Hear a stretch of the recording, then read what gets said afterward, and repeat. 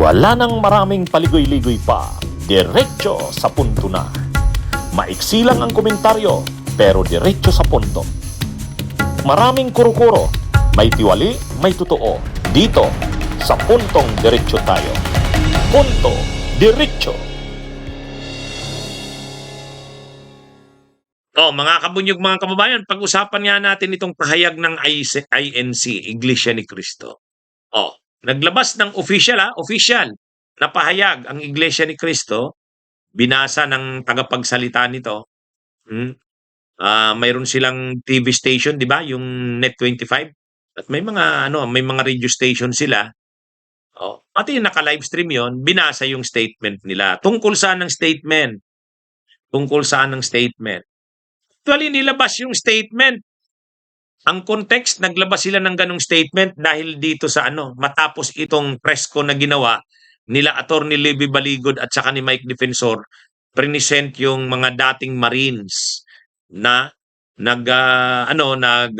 salaysay na nagpapatunay sila daw ang mga magtitistigo na nag-deliver nga sila ng mga mali-malitang pera sa mga kongresista, senador at iba't ibang personalities. At ang pera na yan ay galing kay Saldico, umabot daw ng 805 billion pesos yung buo nilang na-deliver. Yan yung Ngayon, naglabas ng statement ang Iglesia ni Cristo. Ang sabi ng Iglesia ni Cristo sa pamamagitan ng tagapagsalita nito, bakit daw parang hindi pinapahalagahan ng administrasyon ng ang inilabas ng nila Baligod, nila Defensor at ng 18 na ex-Marines. Actually, ang statement ng Iglesia ni Cristo in support doon sa kila Baligod, saka doon sa 18 na ex-Marines. Ang lang daw nila, sabi ng Iglesia ni Cristo, nalulungkot daw ang Iglesia ni Cristo, bakit parang hindi pinapahalagahan 'yon? At bakit daw parang mas yun pa nga daw mga naglalabas ng mga expose o yung mga gusto pang magtestigo at naglalabas ng kanilang nalalaman, yung pa daw ang mga kinakasuhan. Payagan po ninyo na iparinig ko sa inyo ang pahayag ng Iglesia ni Cristo. Mula nang magsagawa ng Rally for Transparency, Accountability, Justice and Peace ang Iglesia ni Cristo noong November 16 to 17, 2025, patuloy kaming naghihintay kung paano tutugunan ng gobyerno ang malawak na katiwalian na naganap sa ating bansa. Mahigit 3 buwan na ang lumipas, subalit wala pa ring natatanaw ang mga mamamayan na kalutasan sa napakalaking pangungulimbat sa kaban ng bayan. At sa halip ng mga salarin ang hanapin at usigin, ay ang mga nagbibigay ng impormasyon at tumitestigo laban sa kanila ang kinakasuhan at ginigipit. Kaya tuwang-tuwa ang mga DDS dyan sa statement ng Iglesia ni Cristo eh. Kinampihan sila. Kinampihan si Baligod, kinampihan si Defensor. Sabi pa doon sa statement ng Iglesia ni Cristo, matapos daw kasi yung ginawa nilang yung rally nila nung November 16, 17 ba yun? 2025. Naghihintay daw sila nang gagawin ng administrasyon. Parang hanggang daw ngayon wala pa ring nangyayari. Kaya kumbaga nadidismaya sila, napuprostrate sila na walang nangyayari doon sa panawagan nila na mapanagot yung mga sangkot. Kaya sabi ng Iglesia ni Cristo, kaya sabi ng Iglesia ni Cristo, umaasa sila na tutugunan ang kanilang panawagan. Sabi ng Iglesia ni Cristo. Yan. Ngayon, malinaw naman na yung statement ng Iglesia ni Cristo, pag pinakinggan mo, pinanood mo, kumakampi doon sa kila Baligod, kila Defensor, kumakampi doon sa 18 na ex-Marines. Parang inaano ang gobyerno, bakit hindi nyo binibigyan ng halaga itong mga ex-Marines na ito na willing mag-testify? O bakit mas kinakasuhan nyo pa yung mga binabantaan, nakakasuhan pa daw? Hindi. At saka yung pinapanawagan umano nila na managot ang lahat ng sangkot, parang walang nangyayari. Ito kasing itong Iglesia ni Cristo, hindi lang sila lantaran, hayagan na nagsasabing pro Duterte sila, anti-Marcos sila, hindi naman nila sasabihin yan. Hindi naman nila aaminin yan.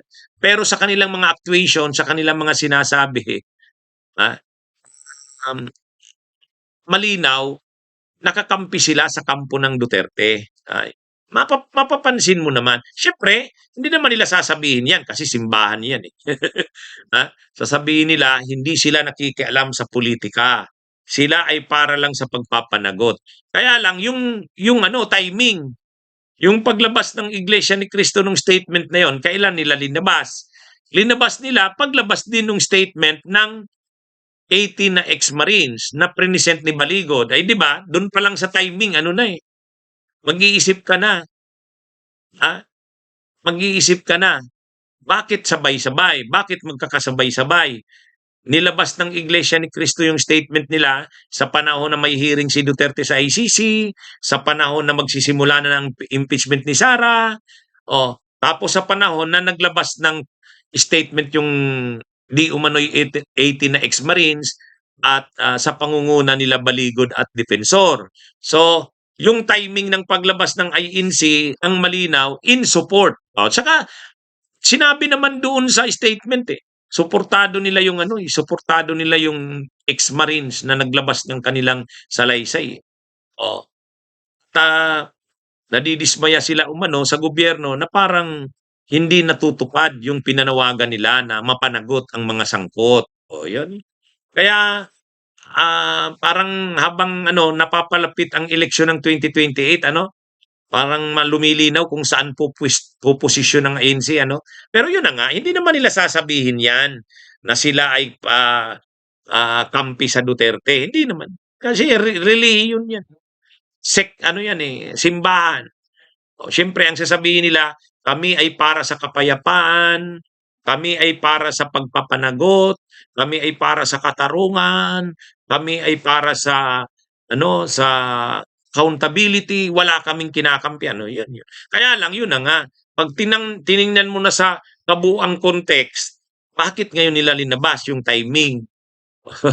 Pangalawa, yung laman ng statement nila, critical sa administration, in support doon sa kila Baligod, saka doon sa ex-Marines. Kaya ito, sigurado, na yan, ikakalat na naman yan ng mga DDS, vloggers, trolls, sabihin nila, tingnan nyo, yung Iglesia ni Cristo nagsalita na in support sa mga Marines, mga ex-Marines, gagamitin na naman nila yan. Gagamitin na naman nila yan ng mga DDS. Okay, mga kabunyog, mga kabayan, magandang araw sa inyong lahat. Mabuhay po tayo. Bunyog, bunyog, halikan na kasama ka. Bunyog, kapag buklod ay may pag-asa. Luzon, Visayas, Mindanao, isa ang pananaw. Sa bagong Pilipinas ang bunyog isisigaw. Bunyog.